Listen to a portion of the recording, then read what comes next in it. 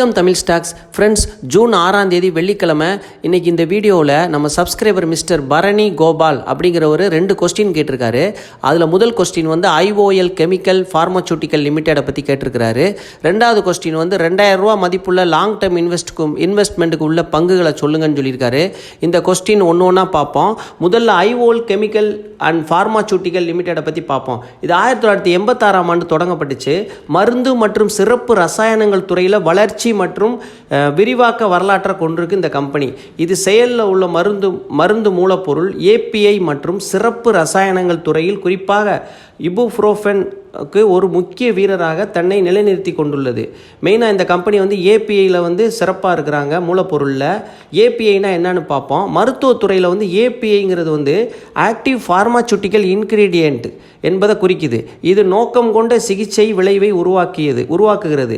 ஏபிஐக்கள் ஒரு மருந்தின் மருந்தியல் செயல்பாட்டை வழங்கும் முதன்மை வேதியியல் சேர்மங்கள் மற்றும் நோய்களுக்கு சிகிச்சை அளிப்பதற்கு பொறுப்பானவை என்பதால் அவை அவசியமாக உள்ளது. இதுதான் ஏபிஐயோட விளக்கம்.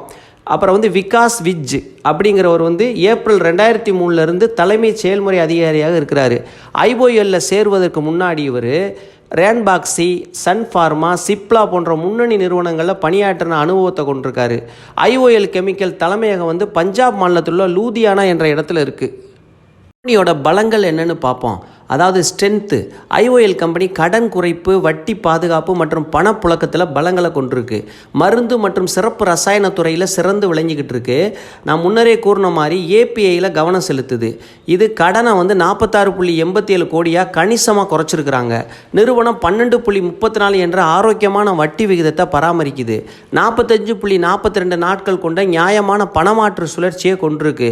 CFO/PAT 1.09 உள்ளது. இது நல்ல பணப்புழக்க மேலாண்மையை குறிக்குது. இந்த நிறுவனம் 52.62% கணிசமான விளம்பரதாரர் பங்குகளை கொண்டிருக்கு. நிறுவனம் அதன் பாராசிட்டமால் ஆலையை விரிவுபடுத்தி வருது. பூப்ரோஃபென் போன்ற முக்கிய தயாரிப்புகளுக்கு பின்னோக்கிய ஒருங்கிணைப்பை கொண்டிருக்கு. கம்பெனியோட ஸ்ட்ரென்த்தை பார்த்தோம். இப்போ கம்பெனி எதிர்கொள்ளும் சவால்கள், அதாவது வீக்னஸ் என்னன்னு பார்ப்போம். குறைந்து வரும் லாபம் மற்றும் நிதி சிக்கல்கள். நிறுவனத்தின் ROCE வந்து குறைஞ்சிக்கிட்டு வருது. மணி கண்ட்ரோல் கூற்றுப்படி EPS கடந்த 2 ஆண்டுகளாக குறைஞ்சிக்கிட்டு வருது. மூலப்பொருட்களின் விலை உயர்வு அதிகமாக இருக்குது. மற்றும் கடன் சீரமைப்பு ஆகியவற்றில் நிறுவன சவால்களை எதிர்கொள்ளுது. இதெல்லாம் வந்து கம்பெனிக்கு பெரிய சவாலாக இருக்குது. ஐஓஎல் கெமிக்கல் வந்து முந்தைய ஆண்டுகளில் வந்து இழப்புகளை பதிவு செஞ்சிச்சு. அப்புறம் வந்து ஐஓஎல் கெமிக்கல் Q4 ரிசல்ட் பார்ப்போம் எப்படி இருக்குன்னு. நிகர லாபம் 31.42 கோடியாக இருக்குது. கடந்த ஆண்டை விட 13% அதிகரிச்சிருக்கு. செயல்பாடுகளின் மூலம் கிடைத்த வருவாய் 4.7% அதிகரித்து 527 கோடியாக இருக்குது. எபிட்டா 28% உயர்வை கண்டு 62.6 கோடியாக இருக்குது. அப்புறம் வந்து இந்த முடிவுகள்லாம் நேர்மறையான விஷயமாகவே இருக்குது. March 11, 2025 company split அறிவித்தாங்க.